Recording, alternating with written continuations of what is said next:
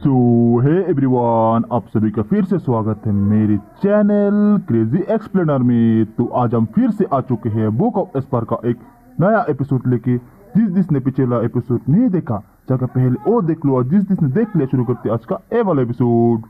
तो इस एपिसोड की स्टार्टिंग में हमें सिस्टर चूचू को दिखाया जाता है, जो कि अपनी बड़ी गहरी अदा में स्माइल करते हुए जूफेन से कहती है कि जूफेन, जब तक तुम मेरे पास हो तब तक इस पूरी दुनिया में कोई भी मुझे डरा नहीं सकता। अब सिस्टर चूचू की इस कातिलाना अदा को देख करके तो जूफेन भी एक पल के लिए उन्हें ही देखता रह जाता है और फिर एक हल्की सी स्माइल करता है। इसके बाद जूफेन सिस्टर चूचू की कमर में हाथ डालते हुए उन्हें बड़े ही प्यार से अपनी ओर खींचता है और उनसे कहता है कि अब चाहे कुछ भी क्यों ना हो जाए, तुम्हें अब बिल्कुल भी छोड़ करके नहीं जाऊंगा। इतना कहते हुए जूफेन अपनी किसी एनर्जी को सिस्टर चूचू की बॉडी में एंटर करा देता है। दूसरी ओर बाकी के वेनरेबल्स इस रोमांटिक माहौल को देखते हुए कहते हैं कि जूफेन फाइंडिंग अभी भी हमारा इंतजार कर रहा है कि हम वहां जाकर के उसकी मदद करेंगे और उसे बचा करके लाएंगे। जबकि वो आवाज भी जूफेन और किंगचन को इस तरीके से देख गुस्से में चिढ़ते हुए जूफेन से कहती है कि कमीने बास्टर्ड, उस लड़की से अपने हाथ को दूर रख, क्योंकि वो लड़की मुझसे बिलोंग करती है। तुम मेरे मुंह से इस तरीके से खाना ले रहे हो तो क्या तुम मरना चाहते हो? और अगर तुम इसी तरीके से जल्दबाजी का दिखावा करोगे तो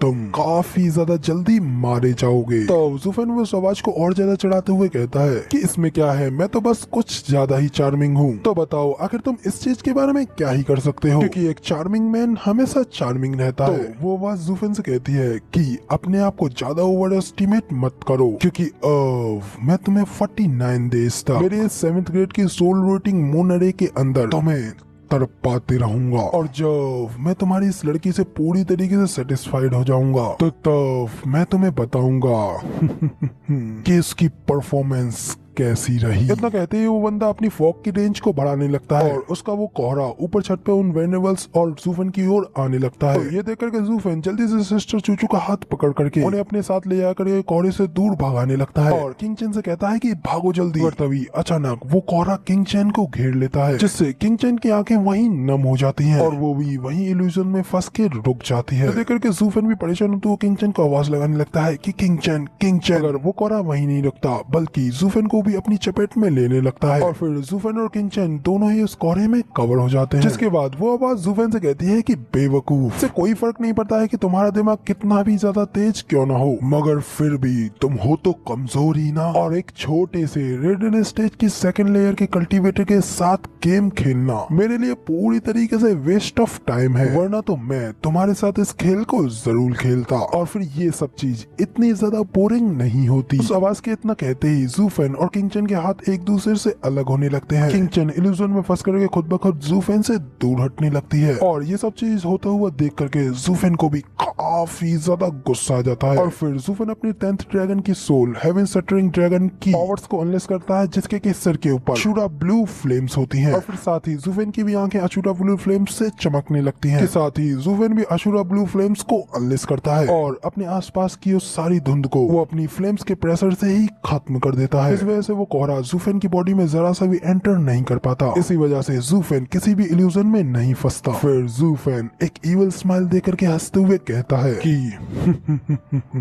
वो आदमी इतनी देर तक खेलता रहा है कि अब वो कुछ ज्यादा ही घमंडी हो चुका है और उसे उस बात का जरा सा भी सुराग नहीं है कि आखिर इस सब के एंड में आखिर में कौन हंसेगा। और अब समय आ गया है कि हम उसका पीछा करते हुए उसके ठिकाने तक जाएं। लेकिन फिर साथ ही जूफेन अपने इर्द गिर्द देखता है तो उसके चारों ओर उस पूरी जगह पर कोहरा फैला हुआ होता है, जिसे देख जूफेन कहता है कि ओ, ये तो लगभग मैं भूल ही गया था कि मैं अभी भी उसकी अरे फॉर्मेशन में फंसा हुआ हूँ। फिर साथ ही जूफेन हंसते हुए कहता है कि अगर तुम इस एक 7th ग्रेड की अरे को बना सकते हो तो क्या मैं भी ये नहीं कर सकता, क्योंकि मेरे पास में भी तो सीक्रेट स्टोन्स का खजाना है। इतना कहते हुए जूफेन अपना एक कदम बढ़ाते हुए वहीं पर एक झटके में एक पावरफुल सी अरे फॉर्मेशन को सेटअप कर देता है और कहता है कि अगर देखा जाए तो इस रेस्पेक्ट में मैं यहाँ पर तुम्हारा एंसेस्टर, तुम्हारा बाप हूँ बाप। साथ ही जूफेन वहाँ पे खड़ा अपने कुछ हैंड साइन बनाता है, फिर साथ ही कुछ स्पेल कास्ट करते हुए कहता है कि जब अरे से अरे टकराएगी तो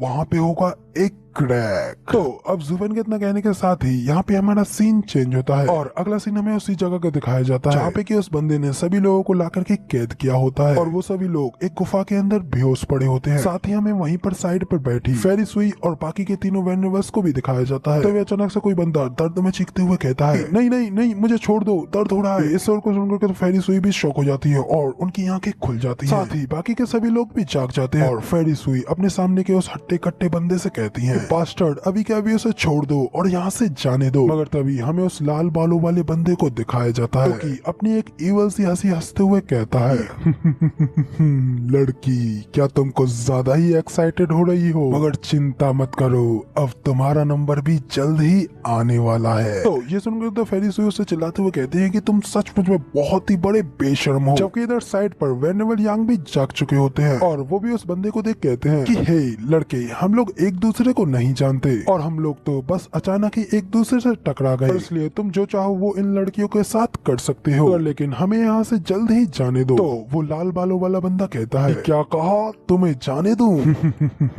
मैंने खुद अपनी आंखों से देखा है तुम्हें इन लड़कियों की मदद करते हुए, इसलिए अब तुम्हें और ज्यादा बेवकूफी बड़े एक्ट करने की जरूरत नहीं है। तो वेनेवल यांग कहते हैं कि नहीं नहीं, तुम्हें शायद कुछ गलत फैमिली हो रही है। वो तो हमारा लीडर था जो कि इन लड़कियों में से एक का ओल्ड फ्रेंड था, इसलिए वो इन लड़कियों की मदद करना चाहता था, ना कि हम तो बिल्कुल ही अलग है इनसे। दूसरी ओर हमें दिखाया जाता है कि उस लाल बालों वाली बंदे ने लड़की को बड़ी ही बेदर्दी से गले से पकड़ रखा होता है और वो रो रही होती है, मगर वो लाल बालों वाला बंदा उसे इग्नोर कर कहता है कि अब इस चीज की कौन परवाह करता है, तुम लोग अब इस समय मेरी केव के अंदर हो, इसलिए अब तुम लोग सिर्फ और सिर्फ मेरा शिकार हो और अब मेरी इच्छा पर ही तुम लोग यहाँ पर जी पाओगे। कहते हुए वो लड़का उस लड़की की एनर्जी को ड्रेन करते हुए अपनी बॉडी में एब्जॉर्ब करने लगता है, जिससे उस लड़की की सारी एनर्जी, सारी वाइटलिटी जाने लगती है। सारी एनर्जी चले जाने के बाद में वो लड़की वहीं पर मर जाती है और सिर्फ उसकी हड्डी का ढांचा ही पीछे रह जाता है। ये देख करके तो वेनेवल यांग भी शौक होते हुए अपने मन में कहते हैं, ये क्या, इसने तो उसकी सारी यिन एनर्जी को शोक लिया। तो अब ये सब सोच करके वेनेवल यांग उस लाल बालों वाले बंदे से कहते हैं कि ब्रदर, अब जब तुम यहाँ पर एनर्जी को शक करने के मेथड को सीख रहे हो, इसलिए हम ओल्ड मैंस तो तुम्हारे लिए बिल्कुल ही यूजलेस हैं। क्यों ना अच्छा रहेगा कि तुम हम लोगों को यहाँ से जाने दो। तो वेनेवल यांग की ये बात सुनकर के वो बंदा अपने हाथ को ऊपर की ओर उठाता है और अपनी एनर्जी को अनलिस करते हुए उन सभी लोगों में से एक लड़के को अपनी पावर से अपनी ओर खींचने लगता है, जिससे कि वो लड़का अपने आप उड़ते हुए उस लाल बालों वाले बंदे के हाथ में आ जाता है। तभी वो बंदा उस लड़के की एनर्जी को भी बॉडी से शक करते हुए अपने अंदर लेने लगता है। ये देख करके तो वेनेवल यांग और भी ज्यादा घबरा जाते हैं और उनके शरीर से टोटली पसीने छूटने लगते हैं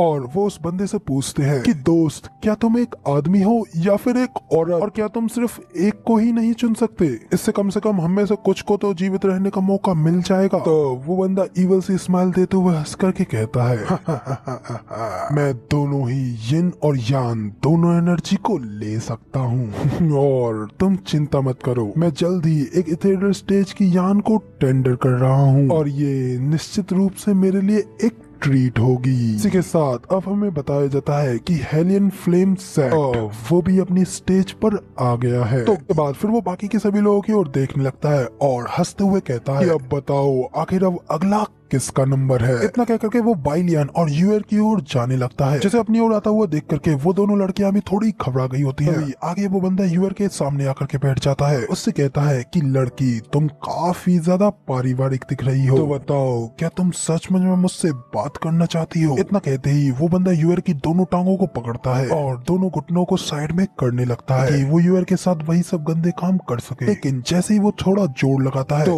वो काफी ज्यादा ताकत लगाने के बावजूद भी अपना काम करने के लिए यूएर की टांगों को साइड में नहीं कर पाता और ये देख करके वो भी काफी ज्यादा हैरान हो गया होता है और फिर वो चिढ़ते हुए यूएर से कहता है कि हे, क्या तुम्हें सच में लगता है कि तुम कोई लड़की हो भी या नहीं, और आखिर तुम इतनी ज्यादा सख्त कैसे हो सकती हो? कम ऑन, अब थोड़ा इन चीजों पर ब्रेक लगाओ। तो यूएर उससे कहती है कि मुझे माफ करना, मगर लेकिन हमारे मास्टर ऑलरेडी हम सभी लोगों को ज़ॉम्बी पिल खिला चुके हैं, जिस वजह से हम सभी लोगों की बॉडी इतनी ज्यादा हार्ड हो चुकी है, तो इसलिए अब तुम अपनी इन बेकार की कोशिशों को करके अपना टाइम वेस्ट मत करो। ये सुनकर तो वो बंदा काफी ज्यादा हैरान हो जाता है और गुस्से में खड़े होते हुए उससे कहता है, क्या तुम्हारा मास्टर सचमुच में बहुत ही बड़ा बास्टर्ड है और आखिर वो तुम सब लोगों के साथ ऐसा कैसे कर सकता है। और फिर वो चिल्लाते हुए सभी लोगों से कहता है, आखिर तुम सभी लोगों में से इस लड़की का मास्टर कौन है, जल्दी से यहाँ सामने आओ और अभी के अभी इस लड़की को यहीं पर ठीक करो। तो ये सुनिए इधर क्विलिंग हंसते हुए कहता है कि तुम इस तरीके से यहाँ पे परेशान होना बंद करो, क्योंकि वो यहाँ पर है ही नहीं। और यार हमें थोड़ा इधर उधर घूमने दो, नहीं तो हम लोग जल्दी इतने ज्यादा कठोर हो जाएंगे कि फिर तुमसे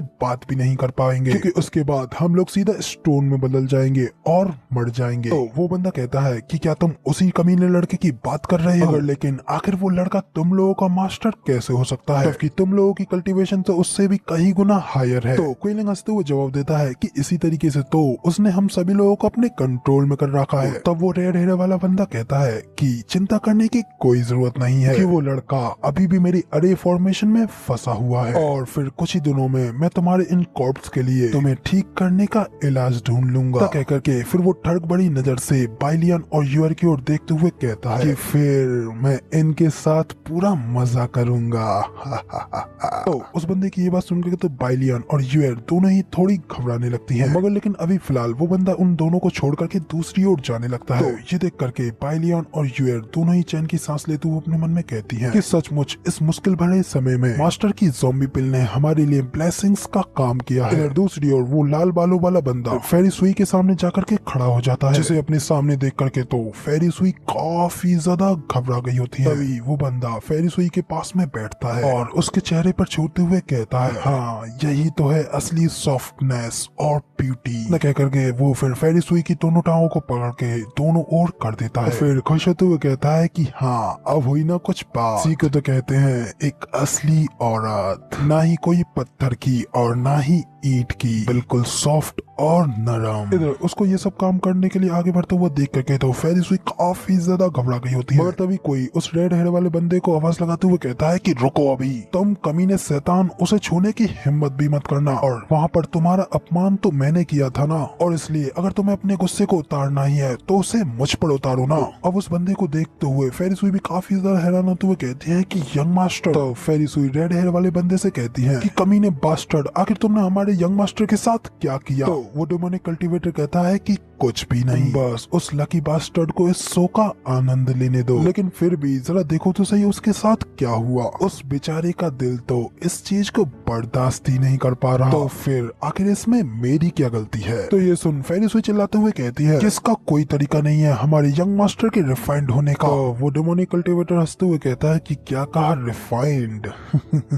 तुम घमंडी राइटियस कल्टीवेटर्स, तुम लोग सिर्फ और सिर्फ प्यार के दिखावे के लिए सिर्फ कुछ आकर्षक शब्दों का थप्पड़ मारने के यूज करते हो। मैंने तो बस इतना कहा कि वो सामान्य रूप से बिल्कुल रिफाइंड दिखता है, जबकि पागल होने पर वो एक मनुष्य नहीं बल्कि मेरे जैसा एक डीमन बन जाता है। क्या तुम अपने इस अच्छे यंग मास्टर को जानती नहीं हो? तो बता दूं, तुम्हारे इस यंग मास्टर ने भी तुम्हारी जूनियर सिस्टर की जिन का स्वाद चखा है। अपने यंग मास्टर की ये बात जान करके तो फेरी सुई काफी ज्यादा हैरान हो गई होती है और हैरानी से अपने यंग मास्टर की ओर ही घूर रही होती है, क्योंकि इस बात को सुन करके तो यंग मास्टर फेरी सुई से अपनी नजरें भी नहीं मिला पाता। तो ये देख करके तो फेरी सुई को भी कंफर्मेशन मिल जाती है। तब वो पूरी तरीके से हैरान होते हुए अपने मन में कहती है कि क्या इसका मतलब कि क्या वो राक्षस बन गया, बिल्कुल इसी राक्षस की तरह एकदम गंदा। इधर तभी इस सब के बाद में उनका वो एल्डर चिल्लाते हुए कहता है कि तुम चुप रहो राक्षसी कीड़े, हमारे यंग मास्टर कभी भी तुम्हारी इन योजनाओं में नहीं फंसेंगे और वो कभी भी बिल्कुल ऐसी गलती नहीं करेंगे। तो तब इधर अपने उन तीनों एल्डर्स को देख करके फेरी सुई भी थोड़ा खुश होते हुए उनसे कहती है कि एल्डर युन आप बिल्कुल ठीक है। जबकि तभी वो डेमोनिक कल्टीवेटर उनसे कहता है कि तुम बूढ़े मूर्ख हो, मैंने तुम बूढ़ों को काफी ज्यादा लुभाने की कोशिश की थी, लेकिन फिर भी हर बार मैं उस चीज में फेल रहा। मगर लेकिन हम सभी लोगों के अंदर हमेशा से ही एक शैतान रहता है, देर सवेर एक न एक दिन बाहर तो निकलता ही है। और अब क्योंकि मिस्टिकल हेवन सेक्ट का यंग मास्टर अब जब एक डेमोनिक कल्टीवेटर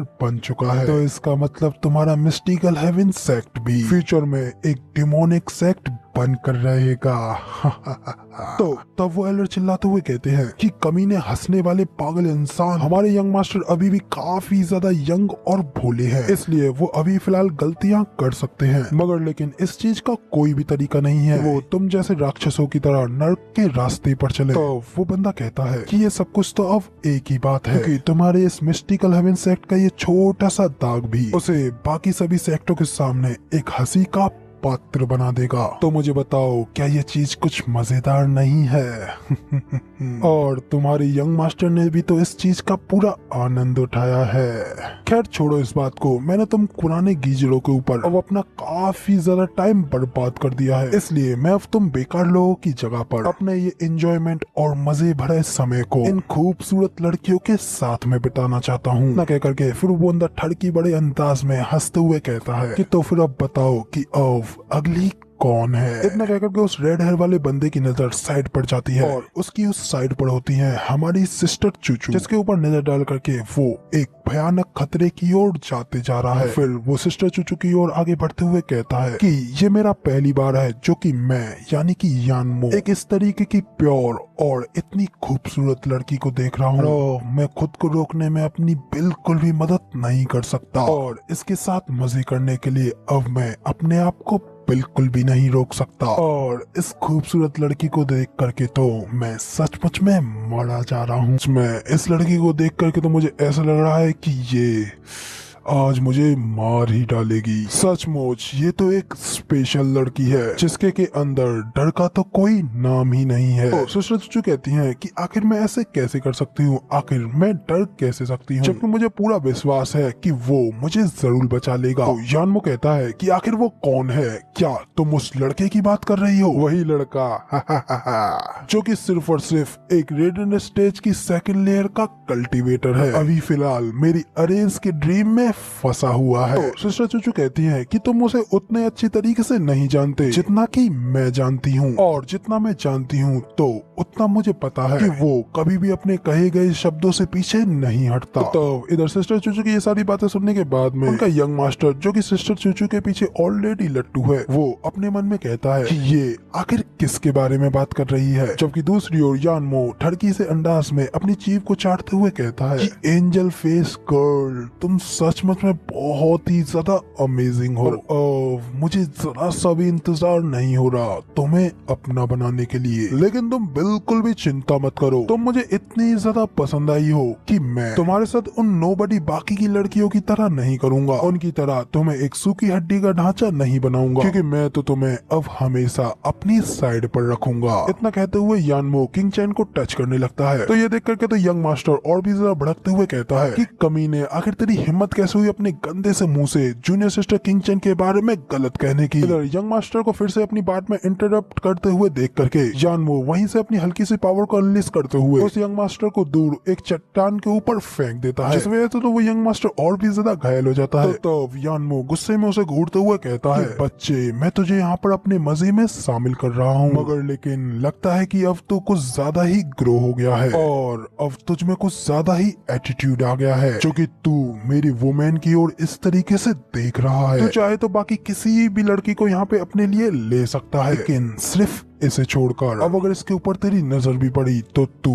यहीं पर मार दिया जाएगा, और मेरी इस बात को काटने की हिम्मत बिल्कुल मत करना। इसके बाद फिर वो सिस्टर चूचू से कहता है, डार्लिंग, मैं तुम्हारे साथ बिल्कुल भी जबरदस्ती नहीं करना चाहता। इतना कहते ही वो एक चुटकी बजाते ही अपनी उंगली पर एक ब्लू एंड रेड फ्लेम को ले आता है और फिर अपनी उन फ्लेम्स की पावर को अनलिस्ट करते हुए कहता है कि हालांकि मुझे यकीन है कि तुम जल्द ही मुझसे उस चीज को करने के लिए भीख मांगोगी। इधर उसकी ये बात सुनकर के तो बाकी की लड़कियां काफी ज्यादा घबरा गई होती हैं। दूसरी ओर उन लोगों का एल्डर चिल्लाते हुए कहता है कि जल्दी से तुम सभी लोग अपने अंदर के इनर पीस को मेडिटेट करो और इन फ्लेम्स को अपने आप के ऊपर जरा सा भी हावी मत होने दो, कि ये यिन और यान बहुत ही ज्यादा रेयरेस्ट डिमोनिक फ्लेम्स हैं, जो कि किसी भी इंसान की यिन और यान एनर्जी के ऊपर कंट्रोल करके उसकी हार्मोनाइज डाओ और किसी के भी दिल में उत्तेजनाओं इच्छाओं को पैदा कर सकता है। इसने यंग मास्टर के ऊपर भी इन्हीं फिल्म्स का यूज करते हुए उन्हें डिमोनिक बना करके वो सब करने पर मजबूर किया था। इधर यानमो बाकी की लड़कियों की ओर देखते हुए सिस्टर चूचू से कहता है, डार्लिंग जरा देखो तो सही उन बाकी के लोगों की तरफ, वो मुझसे इतना ज्यादा दूर हैं, लेकिन फिर भी खुद के ऊपर कंट्रोल करने में अपनी मदद नहीं कर सकती, और जबकि तुम तो सीधा सीधा इन फ्लेम्स के सामने ही बैठी हो। तुम्हारा दिल तो जरूर ही कुछ मचल रहा होगा और तुम जल्द ही एक गुणी और अच्छी महिला से मजेदार और गंदी अप्सरा में बदल जाओगी, जो कि हम दोनों लोगों की एक अच्छी रात बिताने का एक अच्छा संकेत है। इधर ये सब कहते हुए जब वो सिस्टर किंग चैन के फेस की ओर देखता है तो वो उसे देख काफी ज्यादा हैरान हो गया होता है और कहता है, आखिर ये सब क्या चल रहा है, आखिर तुम इन फ्लेम से अफेक्टेड क्यों नहीं हो रही हो। और फिर सिस्टर चूचू को अभी भी जरा सा भी रिएक्ट ना करता हुआ देख करके वो काफी ज्यादा हैरानगी में खड़ा होता है और उसका मुंह खुला का खुला रह जाता है। तो कहता है कि ये बिल्कुल इम्पॉसिबल है, तुम्हारे पास तो एक एम्प्टी स्पेस बॉडी है। एम्प्टी स्पेस बॉडी उस रेयरेस्ट बॉडी को कहा जाता है क्योंकि 100,000 ईयर्स में सिर्फ एक को ही मिलती है, और इस बॉडी की पावर ये होती है ये किसी भी तरीके की एनर्जी को अपने अंदर एब्जॉर्ब करने के बाद में उसे पूरी तरीके से नलीफाई कर सकती है। तो यानमो खुश होते हुए आगे कहता है कि ये तो सचमुच में इस अर्थ पे सबसे ज्यादा बेस्ट कोल्ड्रॉन है, यानी कि एक कढ़ाई जो कि यिन और यान दोनों को ही अच्छी तरीके से एडजस्टेड करके सबसे most difficult dual cultivation art को भी आसानी से अभ्यास करने में दूसरों की मदद कर सकती है। बिल्कुल एक गॉड लाइक डुअल डाउ कंपेनियन। हा, मुझे तो मेरे हाथ में सीधा गोल्ड ही मिल गया। तो कहते ही वो सीधा जल्दी से सिस्टर चूचू के ऊपर झपटता है और जबरदस्ती करते हुए उन्हें सीधा अपने नीचे लिटा लेता है और कहता है, मैं अपनी पूरी जिंदगी तुम्हारे साथ डुअल कल्टीवेट करता रहूंगा, तो मेरी इन यिन और यान यूनियन फ्लेम्स को कंट्रोल करने में भी मदद करोगी और उन्हें नए हायर लेवल्स तक ले जाओगी, और फिर जिसके बाद मैं वो किंग के साथ फाइट लड़के उसे हराने में भी कामयाब हो जाऊंगा। तो उसे ऐसा करता हुआ देख सिस्टर चूचू भी उससे कहती हैं कि तू कमीने, क्या तूने खुद ही ये नहीं कहा था कि तू मेरे ऊपर बिल्कुल भी फोर्स का इस्तेमाल नहीं करेगा। तो यानमो हंसते हुए कहता है कि टाइम अब चेंज हो गया है, मुझे तुम्हारा सिर्फ दिल चाहिए था, लेकिन मुझे सिर्फ और सिर्फ तुम्हारी ये बॉडी चाहिए।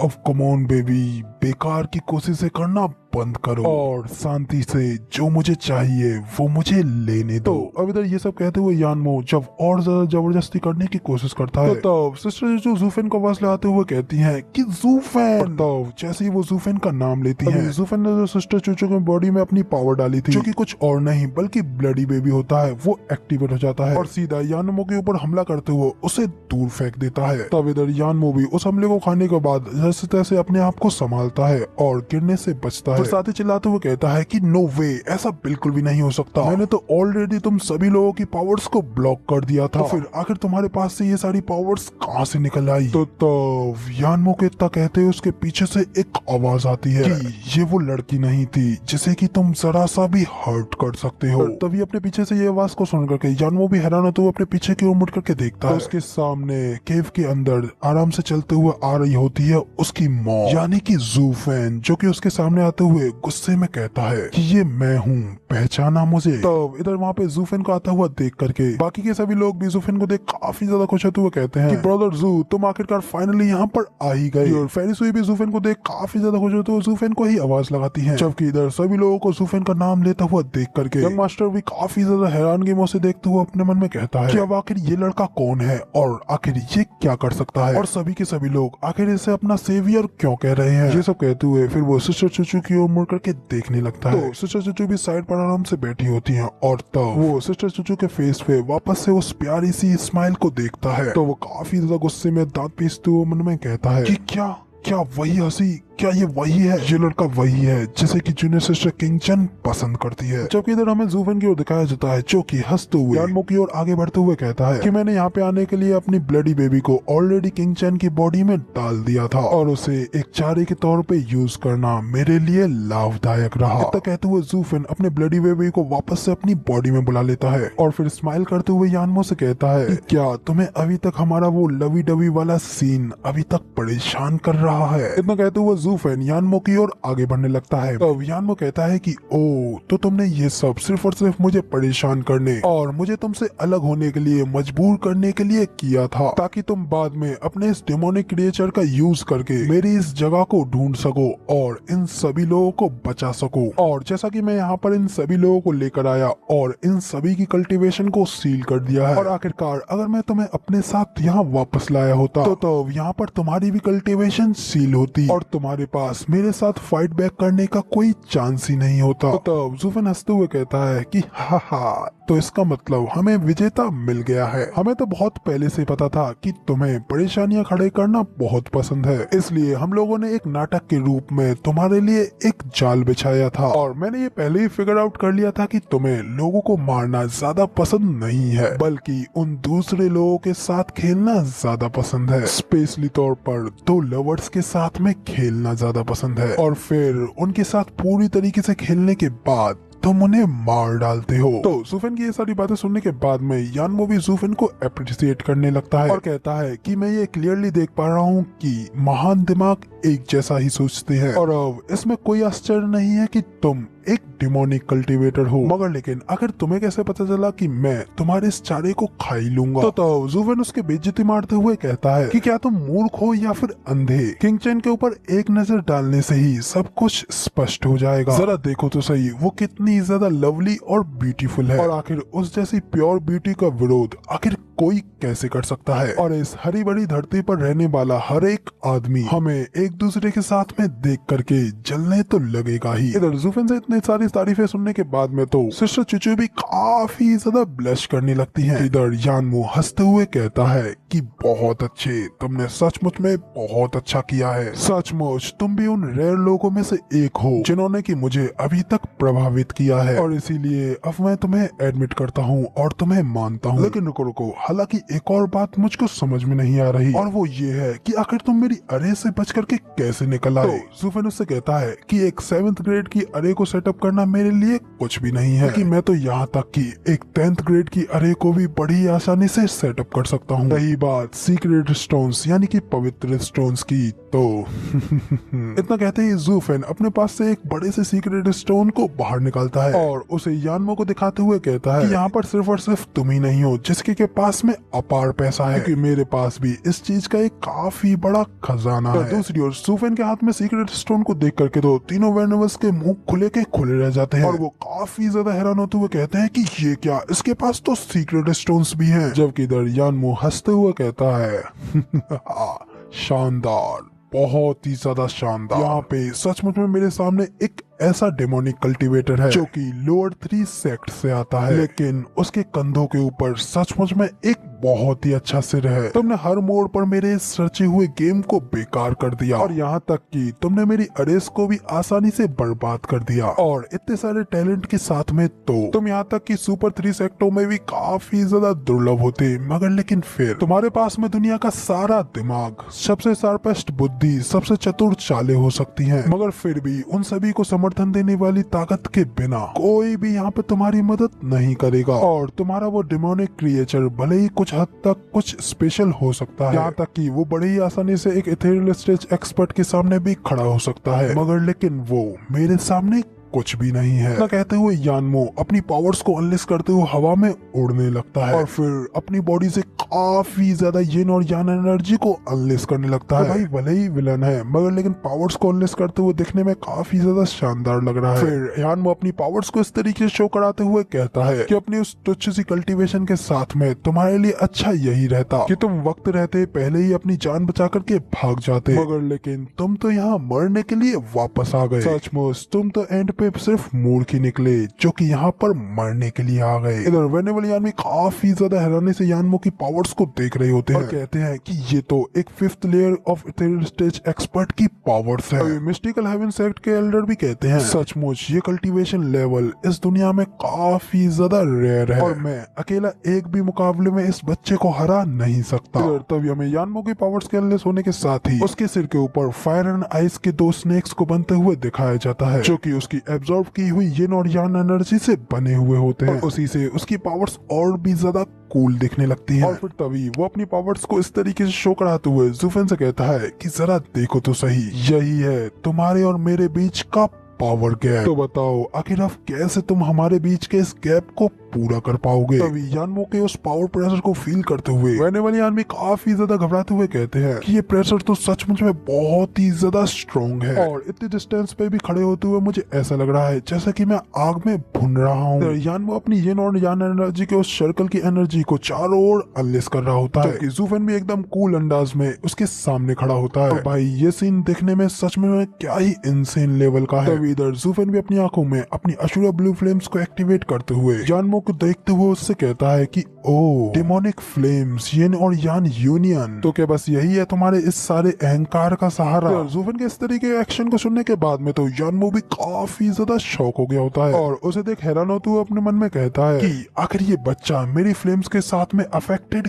क्यों नहीं हो रहा है, और ये तो सिर्फ और सिर्फ एक रेडियंट स्टेज का ही कल्टीवेटर है, मगर लेकिन आखिर वो मुझे इतने ज्यादा डर का एहसास कैसे करा पा रहा है। बिल्कुल ऐसे ही जैसे कि एक शेर के सामने एक वाइपर सांप हो, और भले ही अंतर कितना भी ज्यादा स्पष्ट क्यों ना हो, पहला सतर्क था क्योंकि दूसरे वाले का विष विनाश का कारण बन सकता था, मगर मैं ये मानने से इनकार करता हूँ कि एक रेडियंट स्टेज का कल्टीवेटर मुझे इस तरीके से धमका सकता है। ये सचमुच में मेरे लिए बहुत ही ज्यादा हास्यास्पद है। और फिर ये सब सोचते हुए फिर यानमो चिल्लाते हुए कहता है कि बदमाश बच्चे, अब पछतावे के लिए बहुत ही ज्यादा देर हो चुकी है, क्योंकि अब तूने मेरी इस तरीके की माइटी ताकत को देख ही लिया है, तो अब तू मरेगा।